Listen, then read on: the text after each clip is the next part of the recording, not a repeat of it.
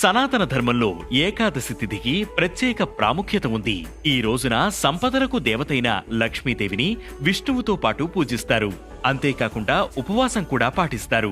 నారద పురాణం ప్రకారం పాల్గొన మాసంలోని కృష్ణపక్షంలో వచ్చే పాపమోచని ఏకాదశి రోజున ఉపవాసం ఉండి ద్వాదశి తిథి రోజున ఉదయం షోడశోపచారాలతో గోవిందుణ్ణి పూజించి ఆ తర్వాత బ్రాహ్మణులకు భోజనం పెట్టి అనంతరం మీ సోదరులతో కలిసి భోజనం చేయాలి. ఇలా పాపమోచని వ్రతాన్ని ఆచరించిన వారికి సకల పాపాలు తొలగిపోతాయని పండితులు చెబుతారు. ఈ ఏకాదశి నాడు ఉపవాస దీక్షను పాటించడం వల్ల అనారోగ్య సమస్యల నుంచి ఉపశమనం కలుగుతుందని, రోగాల నుంచి విముక్తి లభిస్తుందని, సంతాన సమస్యలు తొలగిపోతాయని చాలా మంది నమ్ముతారు. అంతేకాదు ఈ ఏకాదశి వ్రతాన్ని ఆచరించడం వల్ల భక్తుల మానసిక సమస్యలన్నీ దూరమవుతాయని, ఉపవాసం ఉండేవారి సకల పాపాలన్నీ తొలగిపోతాయని